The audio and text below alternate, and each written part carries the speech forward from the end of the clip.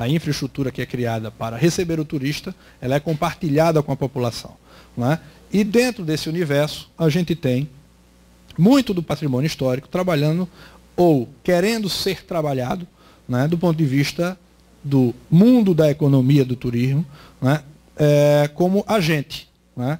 Ou seja, as igrejas, isso eu quero falar não só da cúria metropolitana ou das cúrias metropolitanas, a igreja ligada diretamente ao Papa, né, vamos dizer assim, a raiz o canal mais direto com a Santa Sé, mas também as ordens religiosas, né, e boa parte das igrejas brasileiras são relacionadas às ordens religiosas.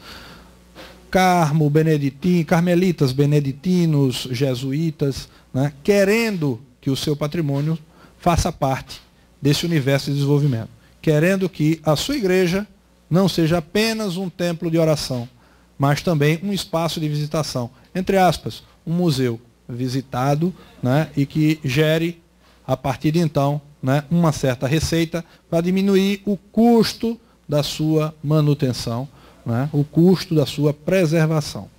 É dentro desse conceito que a gente começa a discutir com os organismos de preservação, nas 3 esferas, né, federal, estadual e municipal, um modelo de relacionamento. Né? E esse modelo de relacionamento tem que estar relacionado com o turismo. Só faz sentido trabalhar a preservação desses organismos se a gente tem o turismo como ferramenta. E a gente olha para o turismo da mesma forma que a gente olha para a educação. Né? Quando a gente fala turismo, que o turista venha e participe dessa visitação a essa igreja, a gente também fala, nossa, se a infraestrutura para o turista ela existe e ela é eficiente e funcional, então o visitante pode sair da escola também, bater nessa igreja e receber esse conteúdo. Né? O conteúdo é o mesmo, não muda nada, a forma de receber é a melhor possível, então não interessa mais quem é que vem, interessa o conteúdo que vai ser trabalhado. Se a gente consegue alimentar o turista com essas informações de qualidade, essas informações de qualidade também vão alimentar o estudante. Então a gente tem a mesma infraestrutura, né, sendo colocada para usufruto do visitante, não habitante, e do habitante estudante. Né? Ou do visitante não turista. Ou seja, a gente generaliza a visitação. Né?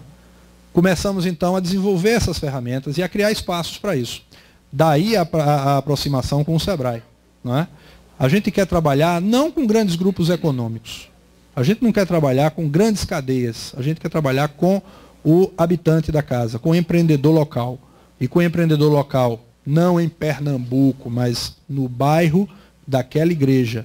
A gente quer trabalhar com o empreendedor local no bairro daquele museu, com o empreendedor local no bairro daquele restaurante. E muitas vezes o olhar não é nem para o bairro, mas para o quarteirão. Eu quero trabalhar com o quarteirão daquela igreja, com o quarteirão daquele bar, com o quarteirão daquele museu. Né? Ou seja, é trabalhar com o micro, é fortalecer a relação com os vizinhos. Por quê? Porque é o vizinho que protege a casa do outro. Né? Aquela igreja, ela gera para mim, visitante, né, uma imagem idílica, que eu vou me apaixonar, que eu vou até levar para minha casa. Né, e vou fazer com que meus filhos, daqui a 1 a 2 gerações, visitem e matem a saudade de alguma coisa que de repente eles nem conheceram ainda, mas ouviram que eu falasse durante muito tempo. Mas o vizinho, ele usufrui daquela relação de proximidade. Né? Ele tem uma relação muito mais próxima com aquele patrimônio. Né? Ele quer proteger, ele quer preservar, porque ele usufrui daquela relação. Seja comercializando alguma coisa, seja sendo protegido, inclusive, pela presença daquela ordem religiosa, daquele museu, daquele espaço cultural. Então, essa relação ela tem que ser muito próxima. O SEBRAE tem com a gente uma relação afetiva, muito mais do que profissional. Né? O SEBRAE acredita que essas relações são positivas e que elas são verdadeiras acima de tudo.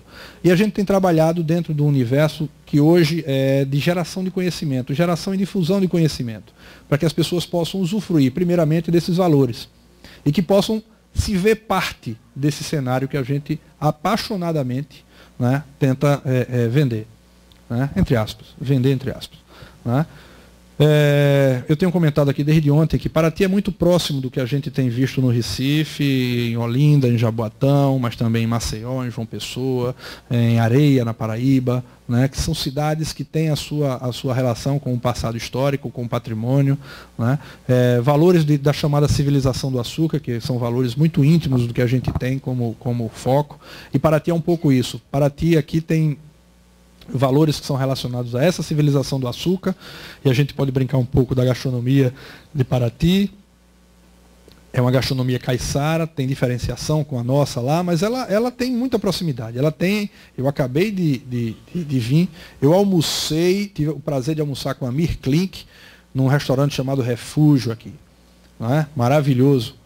Comida, entre aspas, mediterrânea, mas totalmente caiçara, né?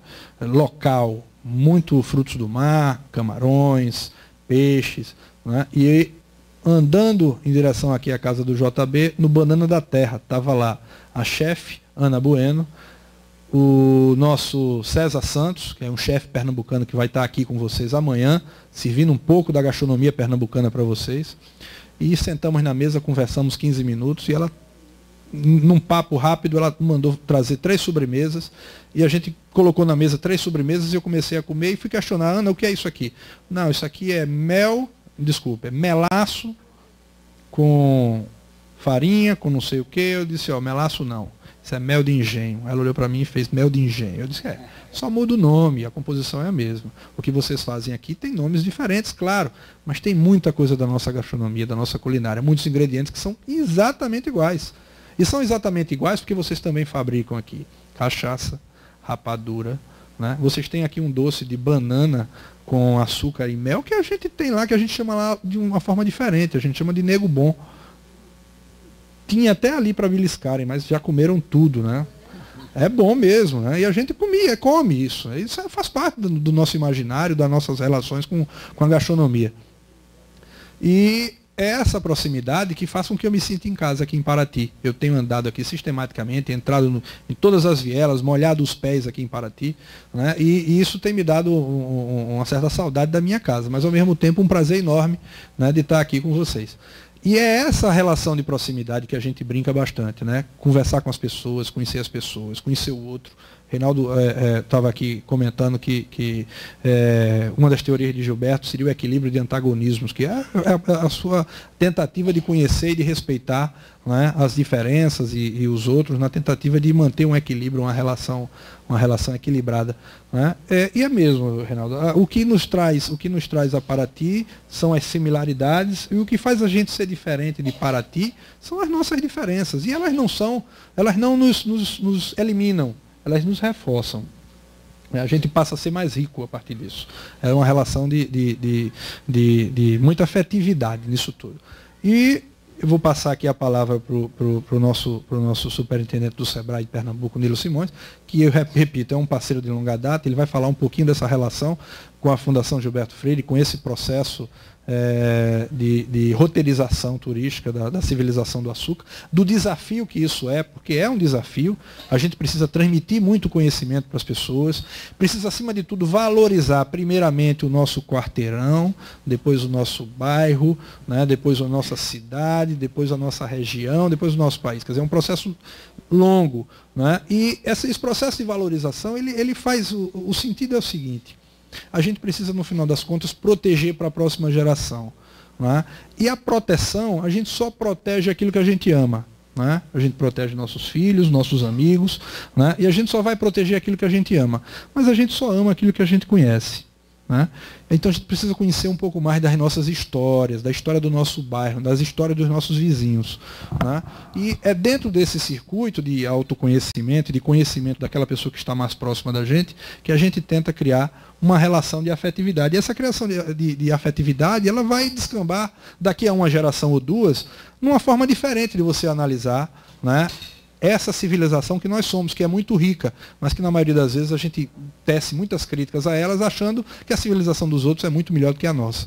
Na verdade não é, ela é diferente da civilização dos outros. Ela está num outro tempo, ela está num outro momento, ela tem outros valores, né, mas ela é tão rica ou tão importante como qualquer uma das grandes civilizações que permeiam o nosso imaginário histórico aí.